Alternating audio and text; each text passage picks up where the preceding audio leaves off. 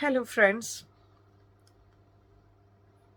पिछली बार जब हमारी बात हुई तो मैंने आपको बताया कि मैं इंडिया गई हुई थी और बाद में मेरी बेटी पैदा हुई।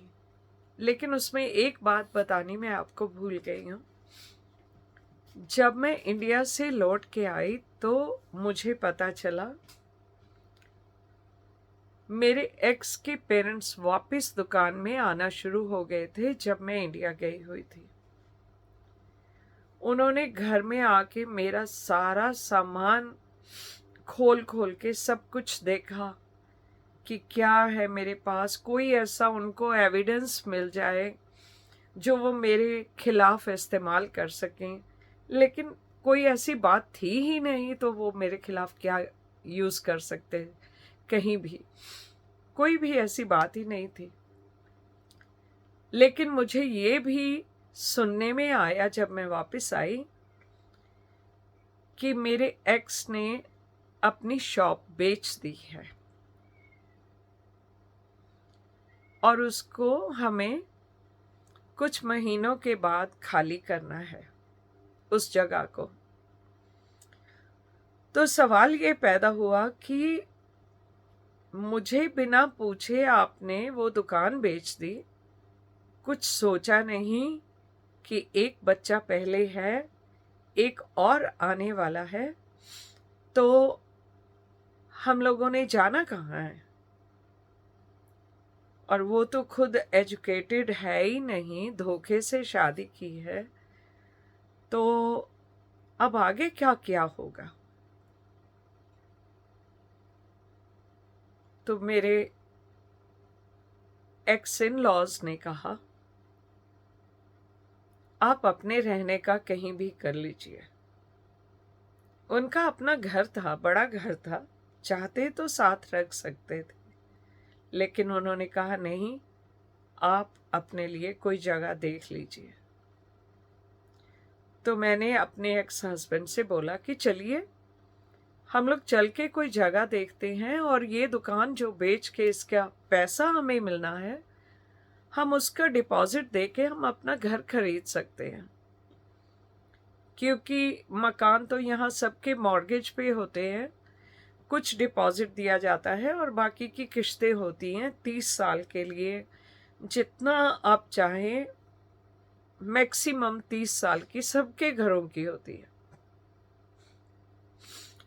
तो उस शख्स ने मुझे जवाब दिया कि मेरे पास टाइम नहीं है, मैं दुकान में हूँ, आप जाइए, जाके पता की कर लीजिए कि कहाँ पे कोई घर है, क्या है, तो फिर बाद में मैं उसे देखूंगा।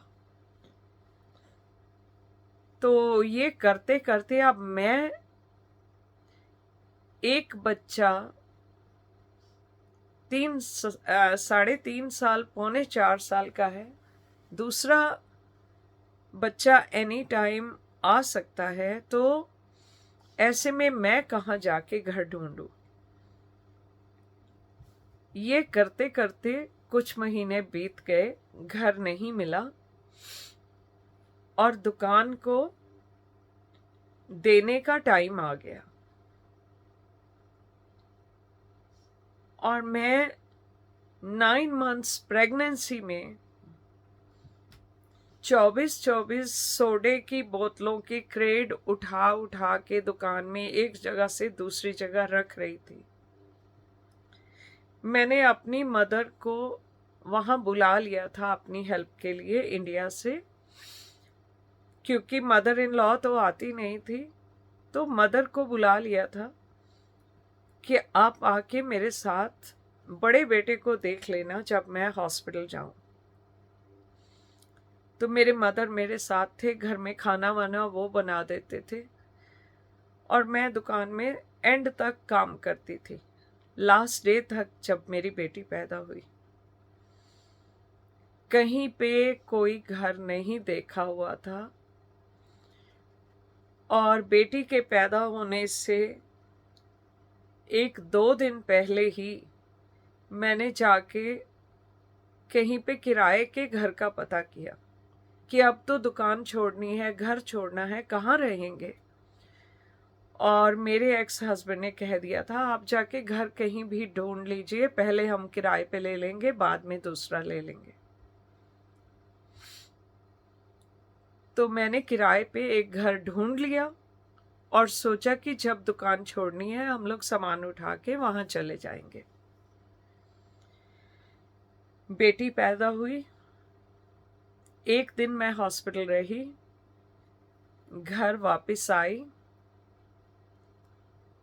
लेकिन हस्बैंड ने मेरे साथ सामान शिफ्ट करवाने से मना कर दिया कि मुझे दुकान का सारा हैंड ओवर करना है, मेरे पास टाइम नहीं है, अभी कर नहीं सकता। और मैं सामान पैक कर करके, एक दिन की बच्ची, और मैं सारा सामान पैक करने में लगी हुई हूँ और मेरी तबीयत काफ़ी बिगड़ गई, बहुत तेज़ बुखार हो गया। लेकिन फिर भी बुखार में मैं अकेली सामान को उठा के कार में ले जाके वो रेंटेड प्रॉपर्टी में छोड़ रही थी। हर तरह से कोप करने की कोशिश कर रही थी। मेरी माँ देख के हैरान थी कि कल रात को तुम्हारी डिलीवरी हुई है, आज तुम आई हो और अगली सुबह तुम सारा सामान अकेली उठा रही हो, कैसे होगा? तो मेरे एक्स के खाला का बेटा, एटलीस्ट घर में से किसी को तरस आया, उसने आके कहा कि मैं आपकी मदद करूंगा। उसने मेरे साथ फिर अपनी कार में भी सामान रखा, मेरे साथ रखवाया और वो वहां जाके किराए के घर में छोड़ के आया। और जी 2-3 दिन में वो दुकान, तकरीबन 2 दिन लगे थे सामान शिफ्ट करने में, और हस्बैंड आ गया वहीं हमारे साथ रहने के लिए। ना कोई काम, ना कोई पैसा, ना कोई घर। उसने कहा कि उसके पेरेंट्स ने दुकान लेते वक्त पैसा डाला था और जो प्रॉफिट हुआ है वो उसके फादर के पास चला गया है। अगर हमने अपना घर खरीदा तो वो पैसा वो लोग हमें दे देंगे। लेकिन ऐसा कुछ नहीं हुआ। हम लोग वहां किराए के घर में रहे। मेरी तबीयत काफी दिन खराब रही। घर में डॉक्टर आके रोजाना देखती रही, मेरी ड्रेसिंग होती थी, मेडिसिन वगैरह वो सब होता था। तो जैसे तैसे करके 1 महीना गुजरा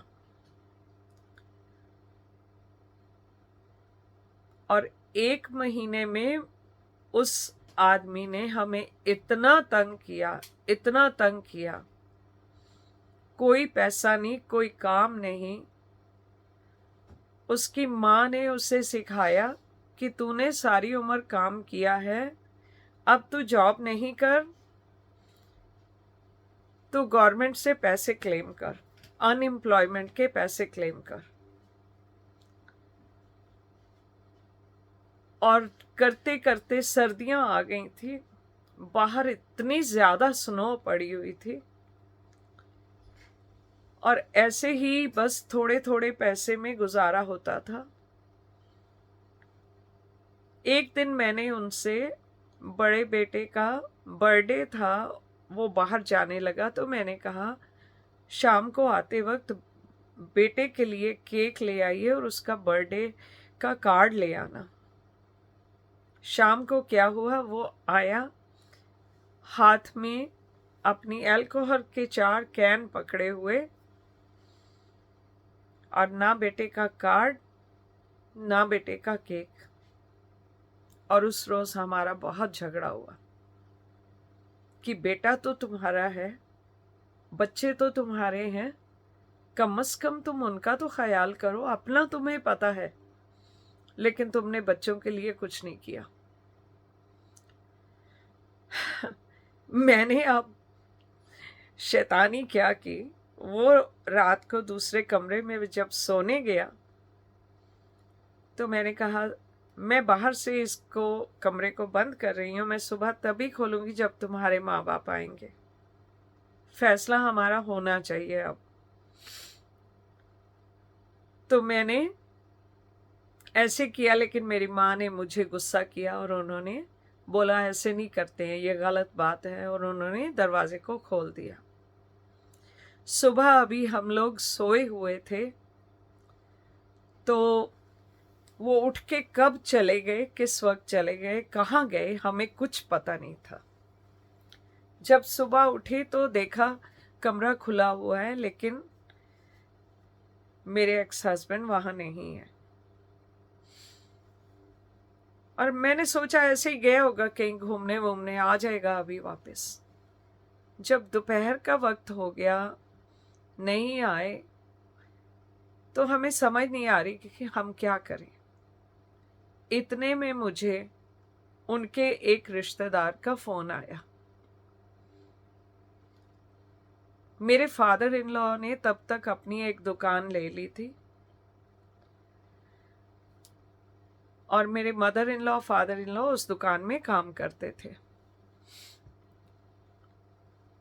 तो फोन आया कि दुकान में कोई चोर आ गए थे, उन्होंने आके मेरे फादर इन लॉ को गोली मार के मार दिया, और मेरी मदर इन लॉ को सर में बहुत मारा, उनका सर फट गया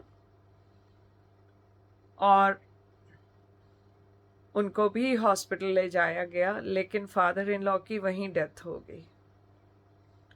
पुलिस वगैरह आई, उनकी बॉडी को ले गई। जिसने मारा था वो कुछ महीनों बाद पकड़े गए, लेकिन जब तक वो पकड़े नहीं गए, मेरे एक्स फादर इन लॉ की बॉडी पुलिस के पास रही एज ए विटनेस। क्राइम का विटनेस जो है, तो वो उसके लिए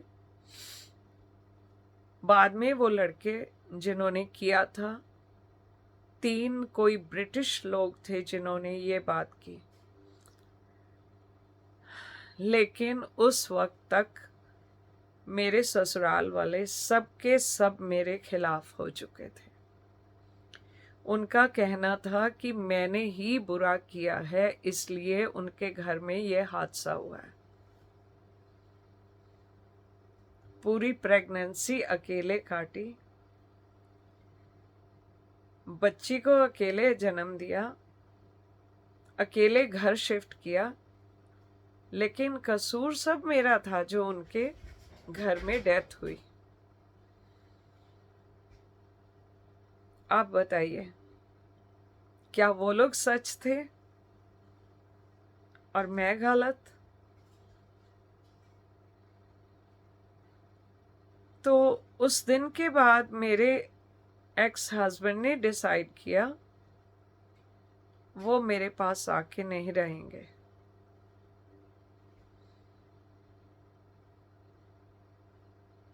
ठीक है, जैसे तैसे गुजारा करूंगी। तो मेरी माँ मेरे साथ थी, मेरे फादर भी इंडिया से आ गए थे, क्योंकि हम अकेली औरतें क्या करती। मैं छोटे से बच्चे के साथ काम पे नहीं जा सकती, और माँ को बाहर का इतना कुछ पता नहीं था। तो इसके बाद जो हुआ वो मैं आपके साथ शेयर करूंगी अगले एपिसोड में। बहुत शुक्रिया साथ बने रहने के लिए। मिलेंगे अगले ब्लॉग में।